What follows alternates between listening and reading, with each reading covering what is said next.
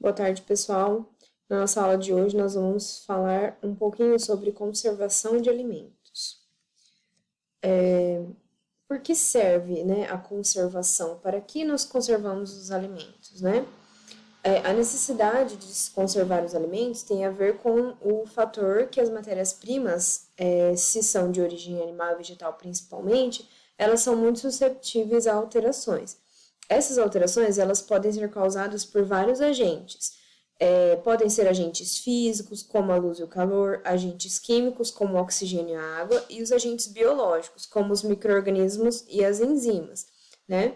Então, essas alterações, elas se iniciam desde a colheita dos vegetais, do abate dos animais, né? Ou no caso de pescados, desde que eles são retirados do seu habitat natural. Então, existe a necessidade de conservarmos esses alimentos, né? De tentar prolongar a vida desse alimento. Então, a conservação de alimentos, ela tem o objetivo, então, de aumentar a vida útil dos alimentos através de técnicas que evitem essas alterações microbianas, enzimáticas, químicas e físicas, com a finalidade, então, de manter os nutrientes e as características organolépticas dos produtos, como o aroma, o sabor e a textura, né? E as alterações que ocorrem nesses alimentos, né? As mais importantes e as que mais deterioram os alimentos são as alterações microbianas. Por isso, muitas vezes, os métodos de conservação estão baseados em reduzir a carga microbiana dos alimentos, né? Como a gente sabe, quanto maior a carga microbiana, né? Temos os micro-organismos patogênicos e os deteriorantes, né? Os deteriorantes, eles deterioram os alimentos, né? Alteram as qualidades sensoriais do alimento, então o alimento fica impróprio para o consumo. E os micro-organismos patogênicos são aqueles que causam doenças aos seres humanos, né? Se consumirem um alimento contaminado com esse tipo de micro-organismo. Então, é importante que a gente utilize métodos de conservação para tentar reduzir a carga microbiana desses alimentos e tentar, dessa forma, então, aumentar a vida útil dos alimentos, né? Aumentar a vida de prateleira desses alimentos. Esses processos de conservação, então, eles são baseados na eliminação total ou parcial desses micro-organismos, né? Os deteriorantes e os patogênicos.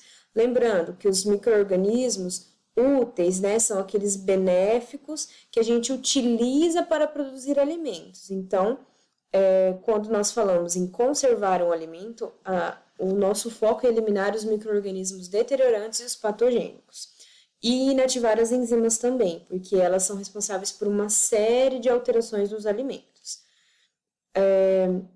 Muitas vezes nós utilizamos métodos de conservação simultâneos de destruição, né, desses micro-organismos e também as modificações das condições ambientais para que esses micro-organismos não consigam mais sobreviver naquele ambiente, certo? Então, em geral, não é apenas um método de conservação utilizado, nós podemos utilizar um ou mais métodos e nós vamos ver na aula de hoje os principais métodos de conservação que são utilizados nos alimentos. Os melhores processos, né, os melhores métodos de conservação são aqueles que garantem uma satisfatória conservação, né? Por quê? Eles alteram de forma pequena, né, muito pouco as condições naturais dos alimentos, né, e asseguram que esse alimento ele vai ter uma durabilidade maior, né? E a utilização de embalagens é muito importante nesse fator, porque uma embalagem apropriada também vai auxiliar na conservação daquele alimento, né? Dependendo do processo de conservação que foi utilizado. Então, é importante que a gente reúna diversos fatores quando estamos falando de conservar alimentos. Quais são, então, as principais causas da conservação de alimentos, né? Por que nos conservamos? Primeiro de todos, como eu falei, a perecibilidade dos alimentos, principalmente de origem vegetal e animal. São os produtos que são mais susceptíveis a alterações, tanto físicas, químicas, microbianas e enzimáticas, certo? Outra causa que é importante para utilizarmos a conservação é a sazonalidade das produções, né? O que é a sazonalidade das produções? Aqueles alimentos que são produzidos em diferentes épocas. Então, pode ter um alimento, né, uma fruta ou algum outro tipo de produto que ele só é produzido em uma certa época do ano. Só que eu preciso tentar manter esse produto pelo ano inteiro até o próximo ano, quando ele vai ser produzido novamente. Por quê? As pessoas, né, elas vão sempre estar querendo consumir aquele alimento e elas não vão esperar um ano para aquele alimento voltar para o mercado, certo? Então é importante, em muitos casos, que a gente utilize essa conservação para que esse produto ele possa estar no mercado o ano inteiro, certo? E também é importante utilizar a conservação dos alimentos por conta da distribuição geográfica das produções, dos centros de consumo e entre outros. Por quê?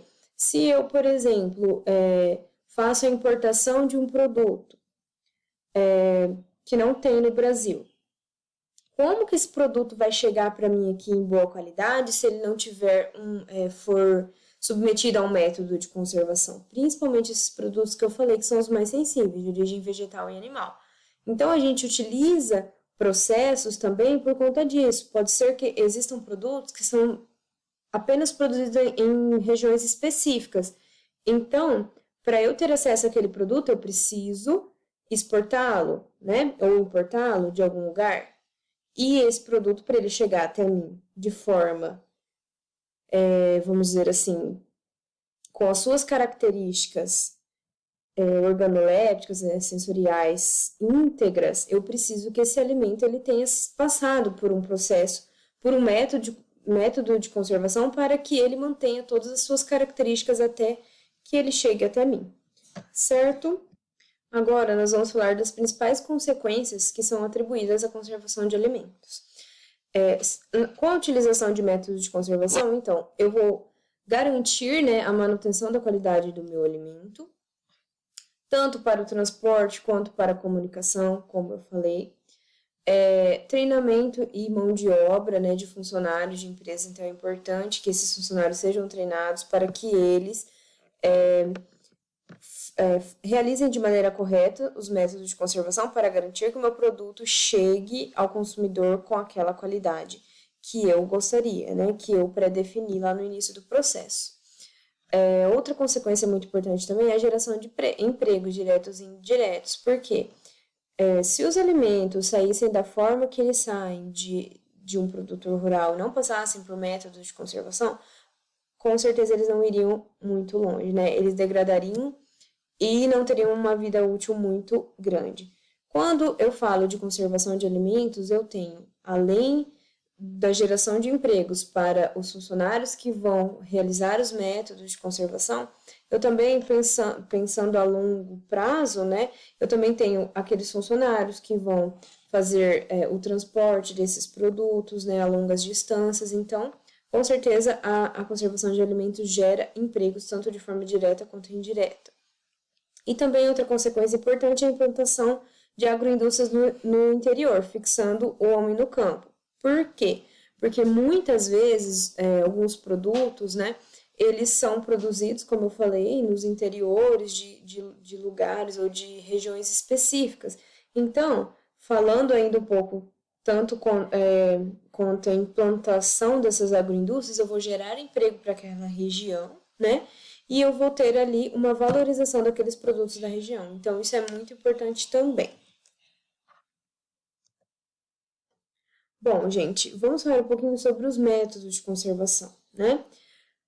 Como eu falei, uma conservação eficiente, ela deve impedir toda alteração que o alimento pode sofrer devido principalmente aos micro-organismos, certo? Então, esses processos de conservação, em geral, né, que nós vamos ver hoje, eles são baseados na eliminação total ou parcial dos agentes que alteram os produtos, né?